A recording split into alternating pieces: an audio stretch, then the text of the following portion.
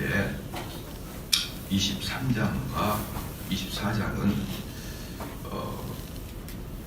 여호수아서의 이제 결말이고, 그 다음에 여호수아가 기업을 다 분배한 후에 나이가 많이 들어서 죽게 되므로 이스라엘 사람들의 두령들, 장로들을 불러서 그들에게 설교하는 내용입니다. 마지막 고별 설교를 한 게 23장, 24장의 내용이에요. 여호수아의 이제 마무리면서 동시에 여호수아의 마지막 고별 설교를 한다는 것이죠. 23장과 24장이 약간의 이제 차이가 있는 게 뭐냐면, 23장은 하나님께서 장래에 이스라엘에게 해 주실 일을 쭉 기록하고 있는 게 23장이에요. 앞으로 너희들을 어떻게 하실 것이다. 너희들이 율법을 잘 섬기면 어떻게 할 것이다. 라는 이야기를 하는 게 23장인 것 반해서, 24장은 하나님이 이스라엘에게 과거에 해주셨던 일들을 다시 상기시킵니다.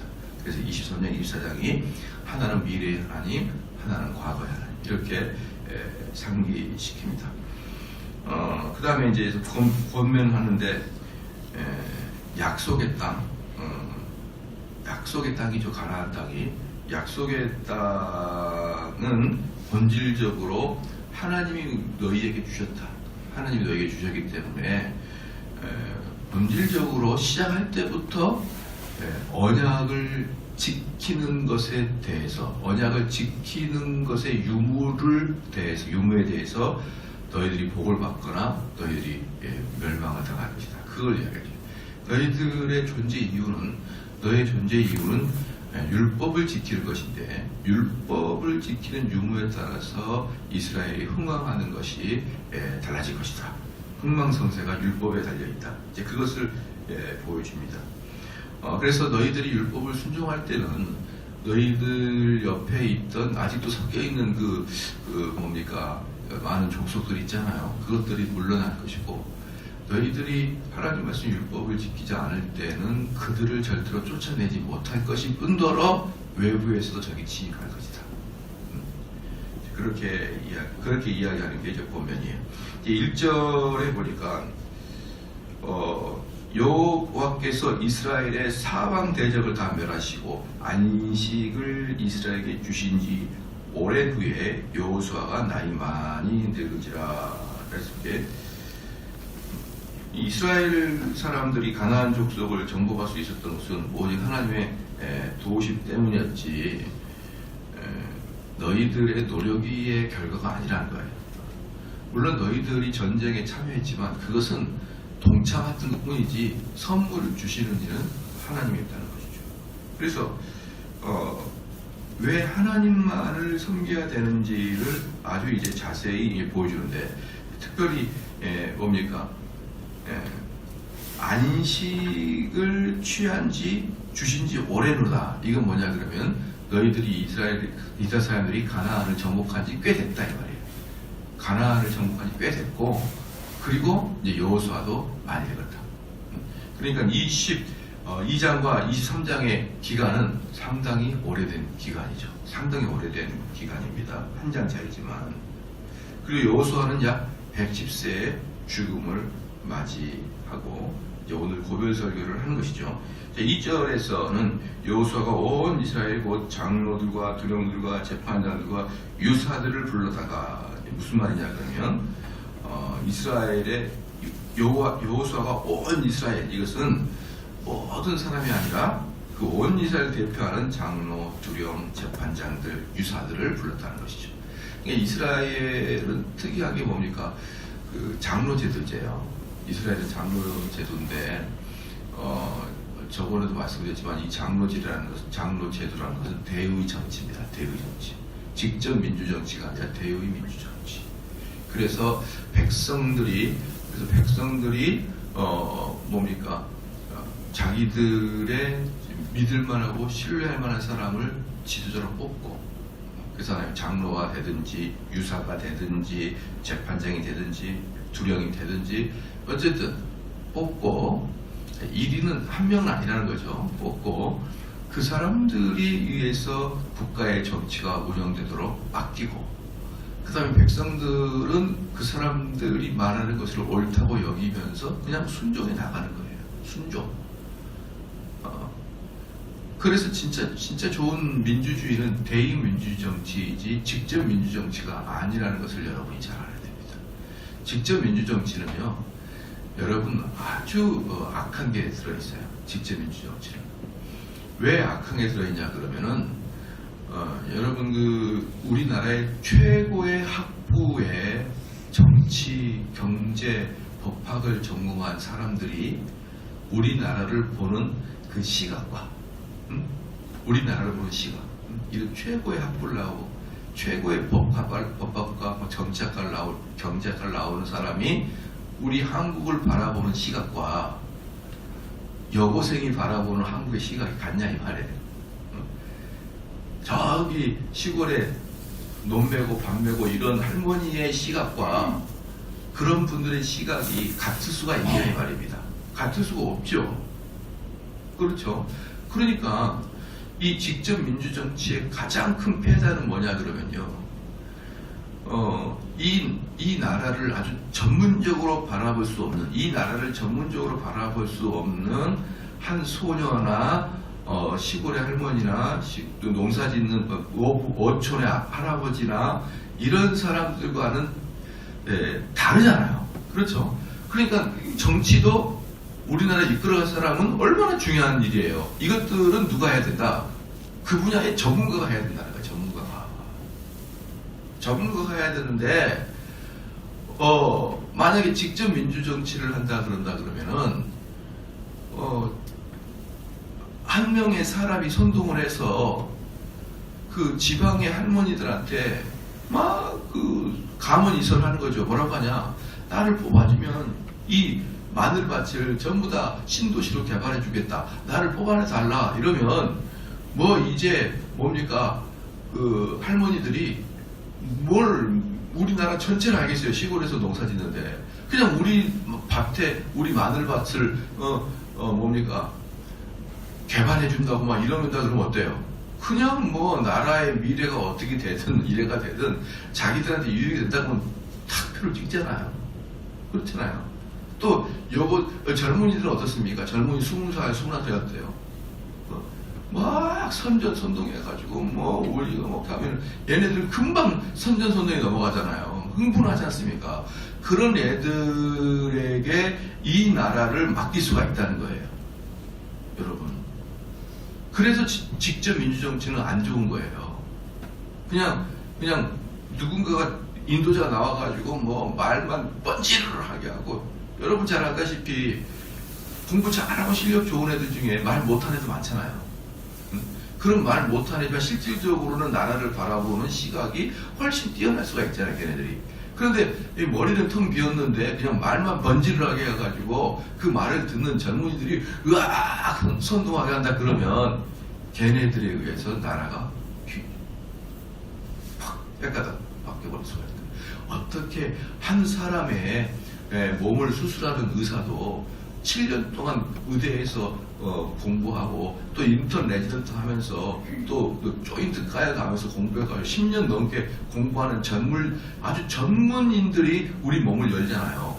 근데 우리 몸과 비교도 안 되는 이 한국 전체를 다스리는 정치인들이 어찌 대학생들이나 젊은이들이나 이렇게 어린이들이나 시골의 할머니들이나 농사 짓는 어부의 할아버지가 이렇게 나라의 이 전문성을 알 수가 있을까요? 전부 다 자기의 앞가름만 해주겠다 그러면, 내가 너희들을 좀 더 잘 먹고 잘 살게 해주겠다 그럼 전부 다 표를 찍어버린단 말이에요. 그렇기 때문에 직접 민주정치보다는 뭐가 좋다? 전문가들이 정치를 하는 간접 민주정치, 대의 민주정치가 훨씬 좋습니다. 그럼 동의가 되시죠? 들어보니까 언뜻 보면은 모든 사람이 정치에 참여하는 게 좋을 것 같죠? 그러지 않아요. 간접 민주정치가 진짜 좋아요. 전문가들에 의해서 이 나라를 보는 남다른 시각을 갖고 있는 전문 정치인들, 전문 법학자들, 전문 경제인들, 이런 사람들이 나라를 끌고 가야죠. 그리고 우리는 어땠습니까? 우리는 그들이 잘할 것을 내비두고 우리 생업에 열중하면 되는 거예요. 근데 한국인들은 자기 생업에 열중하기보다는 정치에 온통 관심이 있는 거야. 온통. 네 일이나 똑바로 해라 하고 말하고 싶어. 그리고 네 일이나 똑바로 하고 누구만 하죠. 국회의원만 잘 찍어라. 국회의원만 잘 찍으면 그들이 다 알아서 하도록 해라 좀. 그리고 우리는 잘 돌아가나 안 돌아가나 그냥 관심 정도만 가지면 돼요. 이 나라가 내가 뽑아준 국회의원 잘하고 있나? 내가 뽑아준 대통령이 잘하고 있나? 이렇게 관심만 가지면 되는데 아니 뭐 자기가 무슨 국회의원이고 프로 정치인이라 되는 것처럼 온통 그런 것에 관심을 가지면 도대체 자기 일을 언제 하냐 이 말이에요. 언제 하냐. 그래서 하여간 정치에 대해서는 우리나라 사람들이 남달리 관심 안 해요. 남달리. 어떤 민족보다. 그런데 여기 보십시오. 여호수아가 온 이스라엘을 불렀다. 이게 뭡니까? 대의민주정치예요. 지도자가 부르는 지도자가.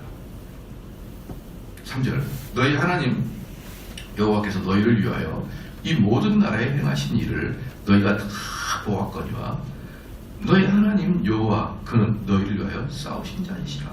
이렇게 했습니다. 그러니까 지금 가나안 정복의 원인은 여호와의 도우심 때문이다 이 말이에요.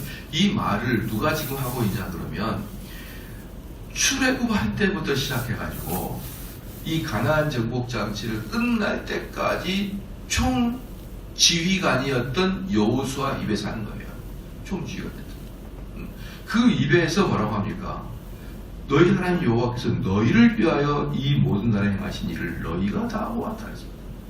그러니까 지금 이 말씀은 그냥 탁상 공론이 아닌 거죠. 그냥 역사 속에서만 배워가지고 야 하나님 다 해서 그게 아니라 가나안 출애굽 때부터 시작해가지고 가나안 정복 마무리까지 총 지휘 진두지휘를 했던 실제로 야전에서 피 흘려 싸웠던 여호수아 입에서 뭐라고 했느냐? 하나님이 우리에게 주신 것이지 우리의 노력의 결과가 아니야. 이렇게 이야기하는 것이죠.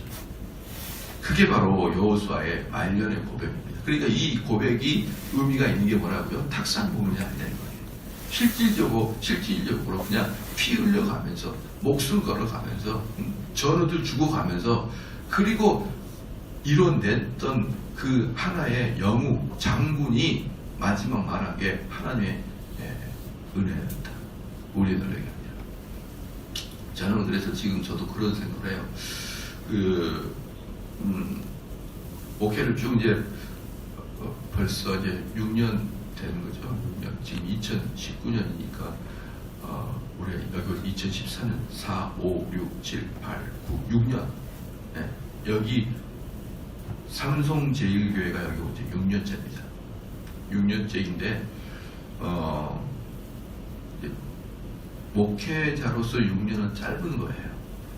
6년, 10년, 목회자에게 10년은 금방 지나갑니다. 뭐 하는 거 없이 금방 10년을 지나가. 누구에게나 마찬가지겠지만. 그러나 어떤 일에 있어서 10년은 뭔가 일가를 이뤄낼 수 있는데, 목회에서는 10년이 여전히 짧은 기간입니다. 왜냐 그러면 사람의 마음을 변화시키는 것이 그렇게 쉬운 일이냐 이 말이에요.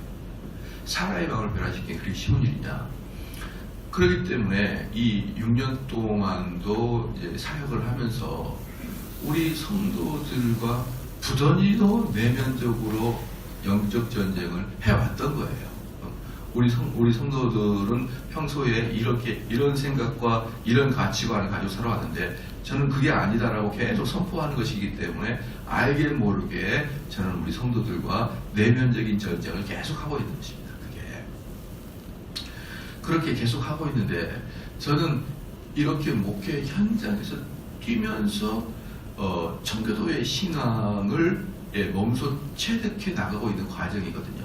이런 목회 현장에서 청교도를 체득해 나가는 과정과 신학교 교수님이 교단에서 청교도를 가리키는 것은 전혀 다른 문제란 말이에요. 전혀 다른 문제다. 그렇죠. 그리고 더 나아가서 이 교인들이 변화가 되고 그 다음에 교인들의 변화와 더불어서 여러 사람들이 하나님 말씀을 청종하려고 모여들고 그래서 성도들의 내면의 변화가 되고 내면의 변화와 더불어서 교회의 외적인 성장이 부흥을 하고 이러한 경험을 직접 체험해 보지 않는 사람이 저는 성경의 내용을 바르게 해석할 수 있을 것이라는 생각에 대해 좀 나는 퀘스천 마크를 가지고 있어요. 왜냐 그러면요, 성경은 계속적으로 뭐라 그러냐면 하나님 말씀이 곧이곧대로 선포가 되면은요, 하나님 말씀이 곧이곧대로 선포가 되면은 비록 핍박과 고난과 협착한 길을 갈 수밖에 없지만 그럼에도 불구하고 사방에 숨어져 있던 하나님 말씀을 듣고자 하는 사람들이 물밀듯이 밀려온다는 내용이 성경의 내용이거든요. 그리고 교회 사회에서도 여전히 그랬었고 말이에요. 그렇기 때문에 물론 예레미야 같이 아무도 그의 설교를 들어주지 않았던 사람도 있죠. 물론 지금 바른 설교를 하지만 그 바른 설교를 혼자 외로이 외칠 수도 있죠. 그러나 보편적인 관점으로서요, 하나님 말씀을 곧이곧대로 선포한다 그런다 그러면 여러분이 잘 알다시피 사방 근동에 택함 받은 자가 왜 없겠냐 이 말이에요. 그럼 그 택함 받은 자들은 내 양은 내 음성을 들어서 안다고 했는데 모여들지 않겠느냐 이 말이에요. 그렇기 때문에 하나님 말씀을 곧이곧대로 설교하는데 평생을 성장하지 못한 사람 마음 깊숙한 곳에 뭐가 있냐 그러면 하나님 말씀을 곧이곧대로 설교했을 때 부응한다는 마음이 없어요. 그게 잘 믿어지지 않는 거예요. 그게. 그러나 여러분도 잘 아다시피 교회사에서는 언제든지 부전이도 하나님 말씀이 곧이곧대로 선포가 될 때가 있었어요. 중세 때도, 중세 천년 때에도 그냥 흑암만 있었던 게 아니라 때로는 어느 곳에서 하나님 말씀을 곧이곧대로 설교하는 한 사람의 목회자가 나온단 말이에요. 그러면 항상 그 주변에 많은 사람들이 그 소리를 들으러 모였다 이 말이에요. 그 소리를 들으려고. 그래서 이런 실질적인 목회 현장에서 성도들과 싸워가면서 성도들이 그 길을 가려고 하지 않을 때 그 길이 옳다라고 외치면서 부더니도 외쳤던 그런 고통과 그런 협착한 길을 경험해 본 청교도 목사가 신학교 교수와 다를 것이며, 그렇게 하면서 교회의 내적과 외적인 성장을 경험한 목사는 그렇지 않는 목사와 전적으로 다를 것이라 이 말이에요. 그게 바로 경험인 것입니다. 그게 바로 야성인 거예요. 그러지 않으면요, 그냥 우물 안의 개구리가 되는 것이고요. 그냥 이론적인 거예요. 그래서 그분들은 만약에 교회가 오랫동안 성장하지 않는 교회는 어떻습니까? 이론적으로 스펄전 시대 때는 이랬었구나. 로이드 존스 목사 때는 이랬었구나. 조나단 에드워드 시대 이랬구나. 이게 그냥 이론적으로만 아는 것이지 실질적으로 자기가 체험해보지 못함으로 사실은 탁상공론에 불과한 것이죠. 그러니까 이분들이 모여서 이야기하는 내용은 전부 다 책에 나온 내용들을 서로 설왕설래. 그래서 누가 책을 많이 읽었느냐에 따라서 그 결정판이 달라지는 것이에요. 그러나 제가 볼 때는 그러한 경우가 상당히 많이 지나친 이론화가 되어 있지 실제화가 되어 있지 못하다는 것을 저는 많이 느낍니다. 특별히 교수들과 대화 중에. 그런데 이 3절 말씀은 누굽니까? 여호와께서 너희를 위하여 이 모든 날에 행하신 일을 너희가 다 보았거니와 너희 하나님 여호와 그는 너희를 위하여 싸우신 자신이라. 이 말씀을 그렇게 백전노장이 한 것이 우리에게는 엄청난 마음의 울림을 준다 이 말입니다. 그렇죠. 그럴 때 4절 말씀에 보라, 내가 요단에서부터 해지는 편대해까지에 남아있는 나라들과, 이게 뭐냐면은 요단에서부터 저기 지중해까지라는 뜻이죠. 그러니까 우리로 말하면 동에서 서해까지라는 뜻이에요. 전체, 대한민국 전체를 이야기할 때 그렇게 말하잖아요. 그래서 요단에서부터 해지는 편대해까지에 남아있는 나라들과 이미 멸한 모든 나라를 내가 너희를 위하여 제비와 너희 지파에게 기업이 되게 하였느니라. 여기에서도 뭐합니까? 이제 그 지파를 분배해 주는 것까지 다 마무리했다 이겁니다. 너희 하나님 여호와 그가 너희 앞에서 그들을 쫓으사 너희 목전에서, 그래서 너희 앞에서 첫 번째, 너희 목전에서 두 번째, 이게 뭐냐 그러면 너희 눈앞에서 똑똑이 일어났지 않았느냐. 이것이 이 말의 이스라엘 사람들의 고유적인 표현이에요. 너희 목전에서, 너희 앞에서 이 말은 네 눈앞에서 똑똑이 보여주지 않았느냐. 이 말을 할 때 주 이스라엘 사람들은 이렇게 표현합니다.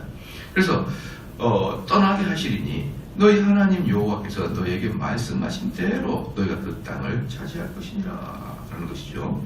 6절에 그러므로 너희는 크게 힘써 모세의 율법책에 기록된 것을 다 지켜 행하라. 그것을 떠나 좌로나 우로나 치우치지 마라. 그러니까 너희들의 존재 이유는 힘써서 모세의 율법을 지키는 것이지, 너희들은 가나안 땅을 강력하게 하기 위해서 너희들이 내부적으로 단속하거나 외부적으로 나라를 확장하거나, 그게 너희들의 존재 이유가 아니야. 너희들의 존재 이유는 모세가 만들어준 율법을 철저히 지켜내는 것이야. 그게 너희들의 존재 이유니까 너희들은 그것만 지키면 돼, 이거예요. 그렇죠? 우리 그리스도인들의 존재 이유가 뭡니까? 그리스도에 있는 존재 이유는 이 땅에서의 부귀 영화가 아니에요. 이 땅에서 삶이 아닙니다. 우리는 하나님 말씀을 우리의 삶에서 드러내는 것이 우리의 목적인 것이에요. 그러다 보면 우리가 우리 은사에 따라서, 하나님 주신 은혜에 따라서 어떤 사람은 또 귀한 자가 될 수도 있을 것이고, 또 어떤 사람은 또 안 될 수도 있고 그러는 거예요. 그렇잖아요. 저는 우리 그리스도인들이 정치에서도 대통령 나오고 장관도 국회의원도 많이 나와야 된다고 저는 봐요. 그래야 이 나라가 잘 돌아가죠. 그래야 이 나라가 잘 돌아가죠. 그렇기 때문에 저는 그리스도인들은 그 세속의 정치와 경제와 이런 데 관여하지 마라, 그러는 수도원적인 것을 원하지 않습니다. 수도사적인 삶을 원하지 않아요. 여러분들이 잘해가지고 좋은데 들어가가지고 나라를 오피니언 리더로서 끌고 가는 거 저는 정말 바랍니다. 그럼에도 불구하고 우리의 가장 근본적인 것은 크게 목적이 아니라 이 말이에요. 무엇이 목적입니까? 하나님의 뜻대로 이 나라를 다스리는 자가 되는 것이지, 이 나라를 다스리는 자가 되는 게 목적이 아니라 이 말입니다. 하나님의 뜻대로 기업의 CEO가 되는 것이지 CEO 자체가 목적이 아니라 이 말이에요. 여러분들이 이 의식을 분명히 좀 가져야 됩니다. 분명히 가져야 됩니다. 그러면 만약에 하나님의 뜻대로 CEO가 된다는 것은 무슨 말이에요? 만약에 그 자리에 못 올라가도 관계없다는 거예요. 그 자리에 올라가면 너무 감사하겠지만 그 자리에 못 올라가도 관계없어요. 왜? 나의 본질적인 CEO가 아니거든요. 하나님의 뜻대로거든요. 하나님의 뜻대로. 그렇죠. 그래서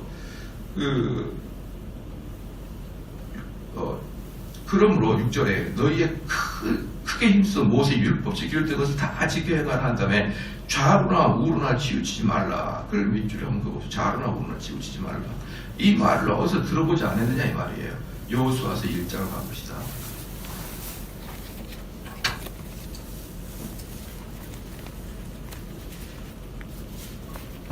여호수아서 1장 7절 말씀 봅시다. 7절.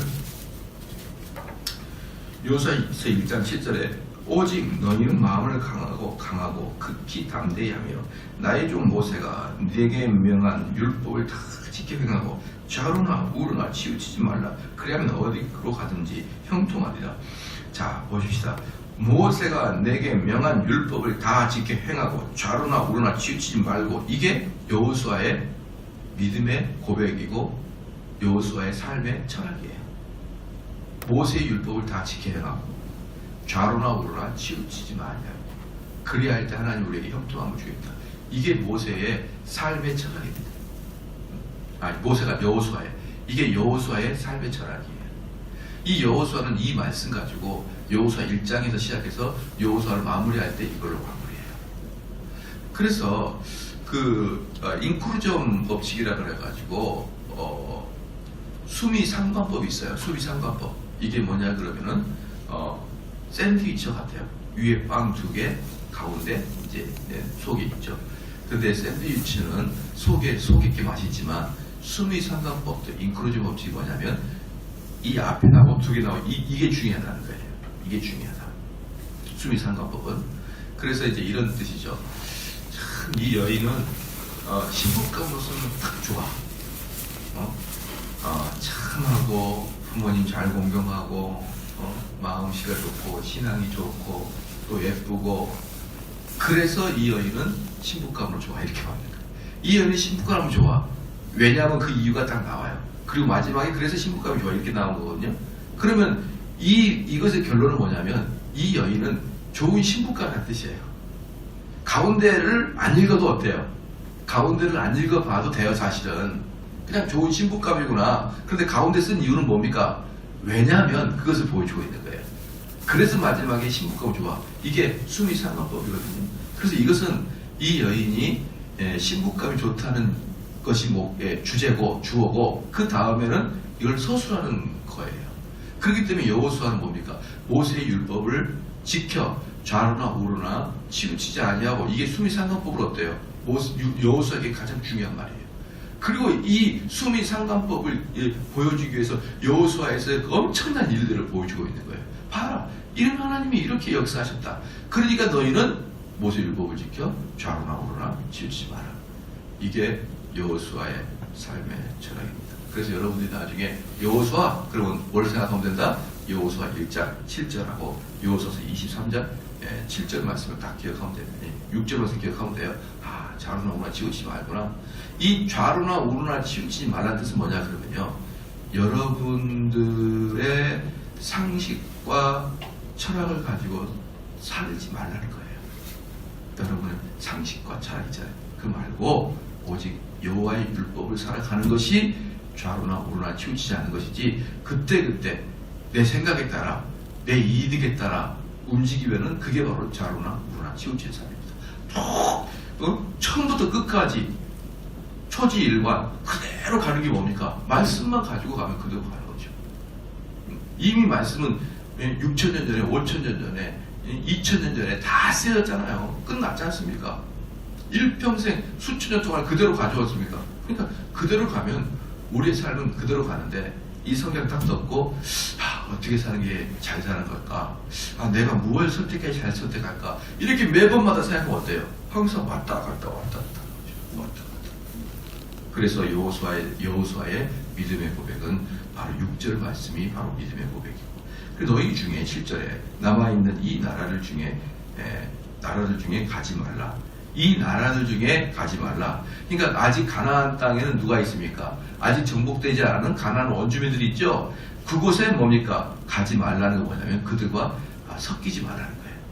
그들과 혼합하지 말라. 그들과 섞이지 말라.